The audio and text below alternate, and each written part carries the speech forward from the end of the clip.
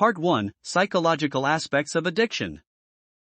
Addiction is not limited to mere physical dependence on substances or behaviors, it encompasses a multitude of psychological processes that profoundly impact our mental well-being.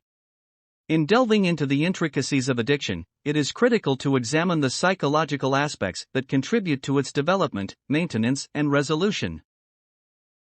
This section aims to explore the multifaceted nature of addiction as it relates to our psychology, shedding light on the psychological processes involved, the relationship between addiction and mental health disorders, coping mechanisms and self-medication, the impact of trauma and adverse childhood experiences. We will also look at cognitive behavioral approaches in addiction treatment as they are also an integral part of successful recovery and this practice. Finally, we will discuss the role of therapy and counseling in recovery and how many practitioners seek outside help for things like past traumas and coexisting mental health disorders. The psychological aspect of this equation is especially important to look at as it is generally considered the driving factor behind our actions day to day. By understanding this part of addiction, we can better understand why we take the approach we do, the solution, in future chapters. Psychological processes involved in addiction. Addiction is a complex and multifaceted phenomenon, encompassing behavioral, psychological and neurobiological aspects. Understanding the psychological processes involved in addiction is crucial for developing effective treatment and prevention strategies which have been meticulously integrated into this practice. This subsection will explore some of the key psychological processes that contribute to addiction, including reward processing, craving and decision-making. One of the central psychological processes involved in addiction is reward processing. Research has shown that addictive substances and behaviors activate the brain's reward system, which is responsible for reinforcing and motivating behavior. When we engage in activities that are pleasurable or rewarding, such as eating, exercising, or using substances, the brain releases dopamine, a neurotransmitter associated with feelings of pleasure and reward. In the context of addiction, substances such as drugs or alcohol can hijack this reward system, leading to a dysregulation of the brain's normal reward processes. With repeated substance use, the brain adapts to the presence of the substance, reducing the sensitivity of dopamine receptors and leading to a diminished response to natural rewards. As a result, we become increasingly dependent on the substance to experience pleasure, leading to a cycle of escalating substance use. Craving is another psychological process that plays a key role in addiction. Craving refers to an intense and persistent desire or urge to use substances or engage in addictive behaviors. It's often triggered by cues associated with the substance or behavior, such as seeing someone using, encountering a social setting where substance use is prevalent, or experiencing certain emotions. Craving can be experienced, both physiologically and psychologically, through the strong desire and preoccupation with obtaining and using substances. Research has shown that craving is linked to various psychological factors, including attentional bias and conditioning. Attentional bias refers to the tendency to selectively attend to and perceive cues related to the substance of addiction. For example, if someone struggles with alcohol addiction, they may be more likely to notice and focus on alcohol-related cues in their environment. Conditioning, on the other hand, occurs when cues associated with the substance become linked with the rewarding effects of the substance. This can lead to automatic and involuntary responses to these cues, triggering craving and increasing the risk of relapse. Decision-making processes also play a crucial role in addiction. Substance use can impair cognitive functions, such as impulse control, decision-making, and self-regulation. This can result in impulsive and maladaptive choices by prioritizing immediate gratification over long-term well-being. Psychological factors, such as personality traits and coping styles, can also influence addiction vulnerability. We may be more predisposed to developing addiction due to factors such as sensation-seeking behavior, impulsivity, or difficulty regulating emotions. Stress, trauma, and life events can also contribute to the development of addiction by influencing coping mechanisms and increasing vulnerability. Overall, understanding the psychological processes involved in addiction is essential for developing targeted interventions and treatment approaches. By addressing reward processing, craving, decision-making, and associated psychological factors, through this practice we can provide comprehensive and tailored support to address our addiction. Relationship between addiction and mental health disorders. The relationship between addiction and mental health disorders is complex, with addiction often co-occurring in a range of psychiatric conditions. We are more likely to experience mental health disorders and vice versa. Understanding this relationship is crucial for accurate diagnosis, effective treatment planning, and improved outcomes. We have included this section in our text because it is critical for those of us struggling with addiction to understand that mental health disorders may be a factor in our addictive behavior and should not be stigmatized. Instead, help from an outside source, professional and prescribed medication may be necessary. Several factors contribute to the relationship between addiction and mental health disorders. Firstly, there are shared risk factors that increase vulnerability to both conditions. These include genetic, environmental, and neurobiological factors. For example, certain genes and neurochemical imbalances may increase the risk of developing both addiction and mental health disorders, such as depression or anxiety. Secondly, substance use can exacerbate or trigger the onset of mental health disorders. Substance-induced psychiatric disorders occur when substance use directly causes symptoms that resemble a mental health disorder. For instance, prolonged and heavy alcohol use can lead to depressive symptoms, while stimulant use can cause anxiety or psychotic symptoms. Substance use can also worsen existing mental health disorders, making symptoms more severe or treatment resistant. On the other hand, those of us with mental health disorders are more vulnerable to developing addiction. This could be due to the use of substances as a form of self-medication or coping mechanism. For example, individuals with anxiety may turn to alcohol or benzodiazepines to alleviate our symptoms temporarily. However, substance use can ultimately exacerbate underlying mental health disorders and create a vicious cycle of addiction and mental health deterioration. Additionally, there are neurobiological mechanisms that underlie the co-occurrence of addiction and mental health disorders. Research has shown that both conditions involve dysregulation in brain regions associated with reward processing, impulse control, and mood regulation, in addition to neurotransmitters such as dopamine and serotonin. Coping mechanisms and self-medication. When it comes to addiction, there are various psychological processes that play a crucial role in its development and maintenance. One such process is the use of coping mechanisms and self-medication to deal with emotional pain or distress. This subsection explores the connection between addiction and coping mechanisms, highlighting the importance of understanding these processes for effective treatment and recovery. Coping mechanisms can be defined as the strategies and behaviors we employ to manage stress, discomfort, or negative emotions. These mechanisms are often deeply ingrained and can be categorized into two main types: adaptive and maladaptive coping. Adaptive coping mechanisms involve healthy strategies such as problem solving, seeking social support, or engaging in relaxation techniques. In contrast, maladaptive coping mechanisms are characterized by unhealthy behaviors like substance abuse, avoidance, or self-harm. Our entire practice has been designed to help us develop healthy coping mechanisms and supportive environments conducive to recovery. The daily activities, steps, and recovery exercises have been developed using many different resources and methodologies that have been proven to not only help people live a life of recovery, but to also be happy doing so.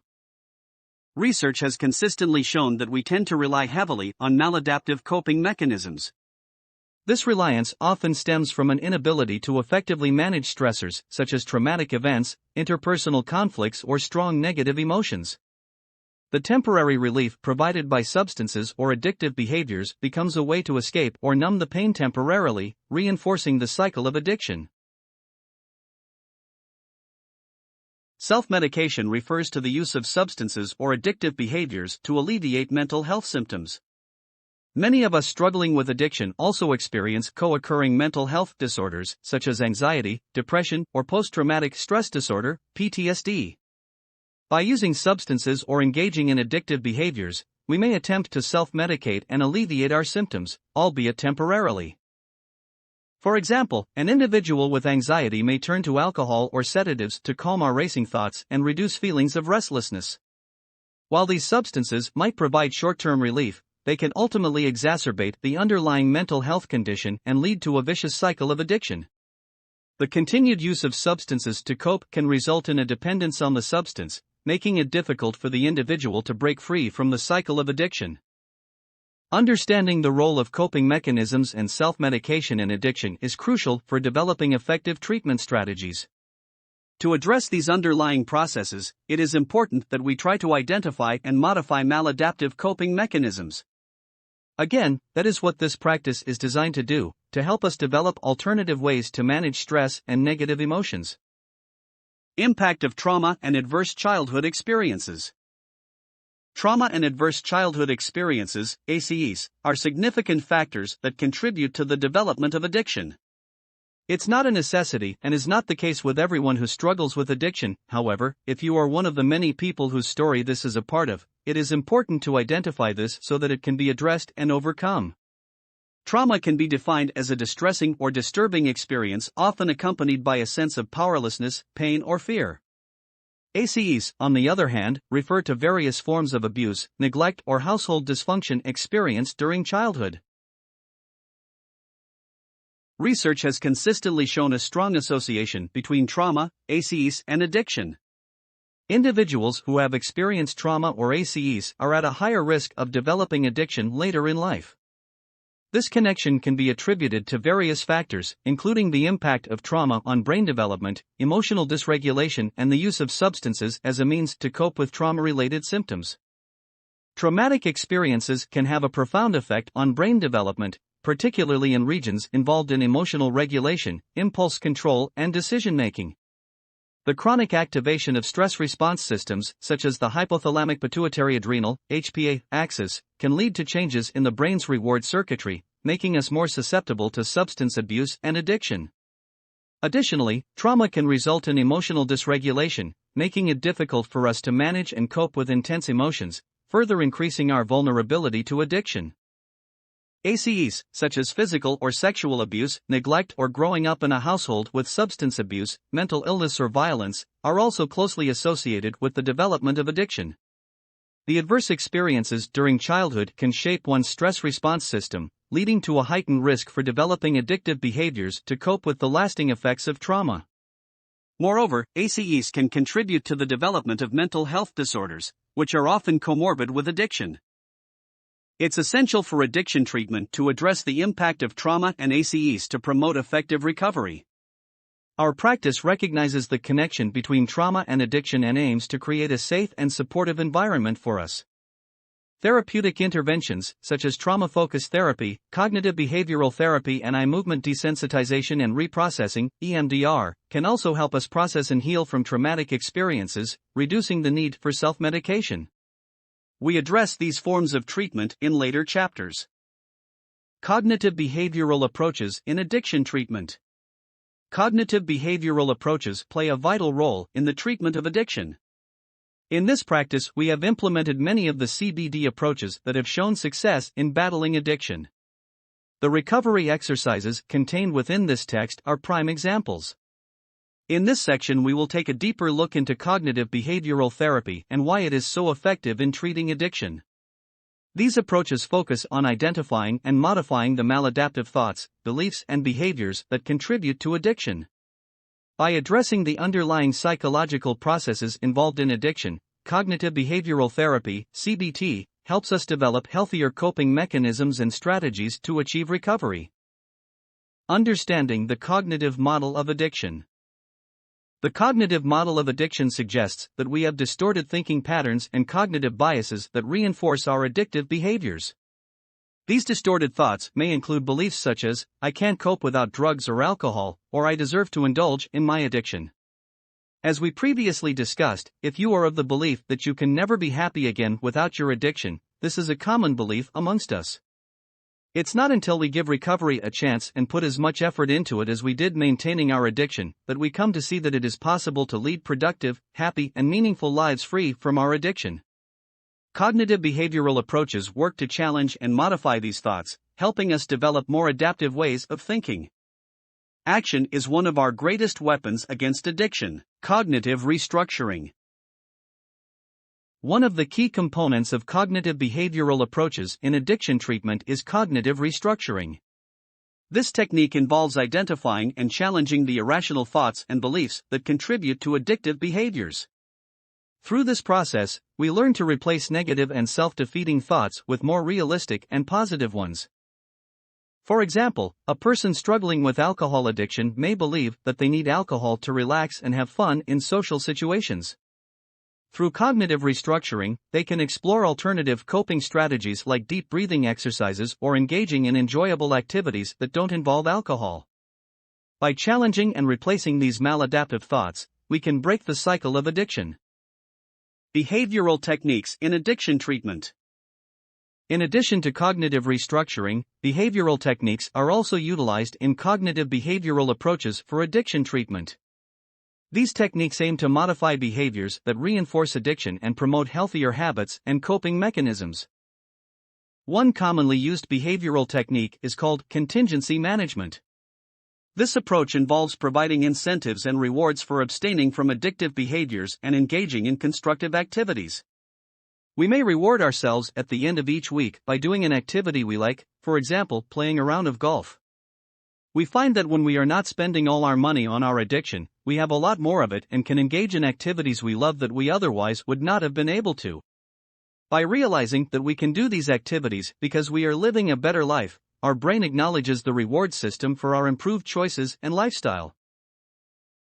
Skill building and relapse prevention. Cognitive behavioral approaches also emphasize skill building and relapse prevention strategies. Addiction is often associated with a lack of effective problem-solving and coping skills, making us more vulnerable to relapse. Through therapy, counseling, and/or our peer group, we learn healthier ways of managing stress, coping with cravings, and navigating high-risk situations.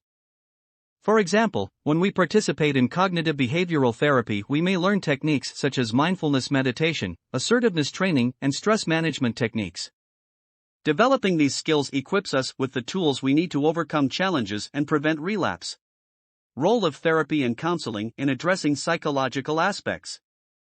Therapy and counseling play a critical role in addressing the psychological aspects of addiction, and for many of us who struggle with addiction, it is a necessary addition to our recovery program. This comprehensive approach focuses on exploring the underlying emotional and psychological factors that contribute to addictive behaviors, while providing us with the support and guidance needed for long-term recovery. Please note: for some of us, financially a therapist may not be an option. For others, we just are not comfortable talking to another person or feel a stigma about it. For this reason, we have created the AI technology, karmarecovery.org. Amongst many other things, this is a groundbreaking technology that gives everyone the ability to have a therapist. It's an artificial intelligence that has been trained on the world's recovery data as well as datasets by today's leading addiction therapists and even historical figures like Carl Jung. It's low to no cost and can be an incredibly valuable resource for you in your recovery journey. Just go to karmarecovery.org for more information. Individual therapy.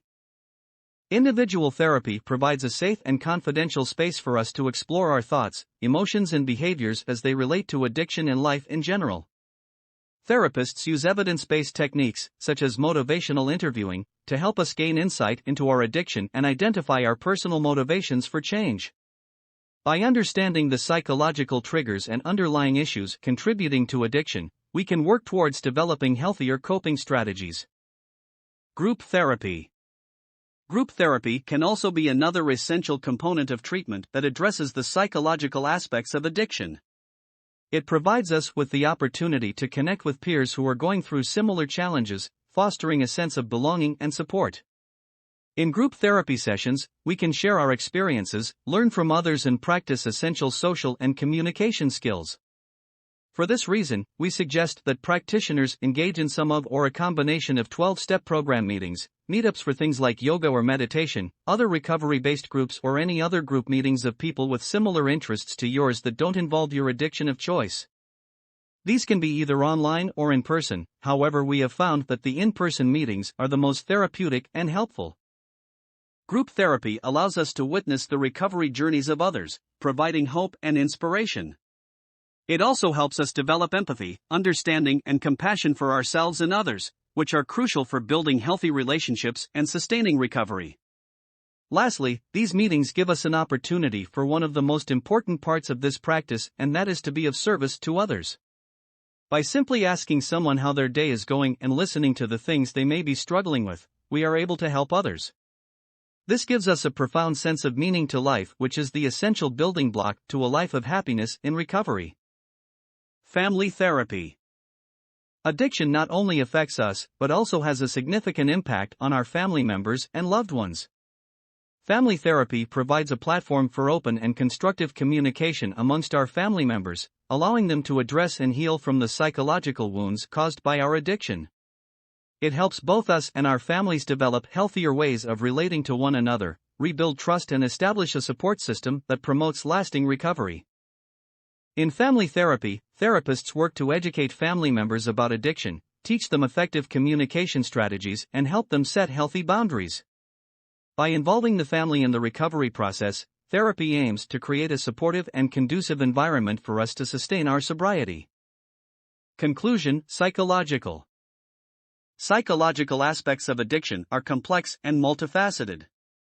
Understanding the cognitive processes involved in addiction, the relationship between addiction and mental health disorders, coping mechanisms and self-medication, and the impact of trauma and adverse childhood experiences is crucial in developing effective treatment approaches. The psychological aspects of addiction play a significant role in understanding and effectively treating our substance abuse. Addiction is a complex phenomenon influenced by various psychological processes, such as reward-seeking behavior, impulsivity, and cognitive patterns. It's crucial to recognize the relationship between addiction and mental health disorders, as those of us with underlying mental health conditions may be more susceptible to developing addictive behaviors. In many cases, addiction serves as a coping mechanism or a form of self-medication to alleviate emotional pain or distress. Trauma and adverse childhood experiences can also contribute to the development of addiction, as those suffering from it may turn to substances as a means of escaping or numbing our traumatic memories. Cognitive behavioral approaches have proven effective in addiction treatment, as they aim to modify maladaptive thoughts and behaviors that perpetuate addictive patterns. Therapy and counseling play a vital role in addressing the psychological aspects of addiction, providing us with the necessary tools and support to overcome our addictive behaviors. Through evidence-based interventions, such as cognitive behavioral therapy and motivational interviewing, therapists can help us develop healthier coping mechanisms and improve our overall psychological well-being.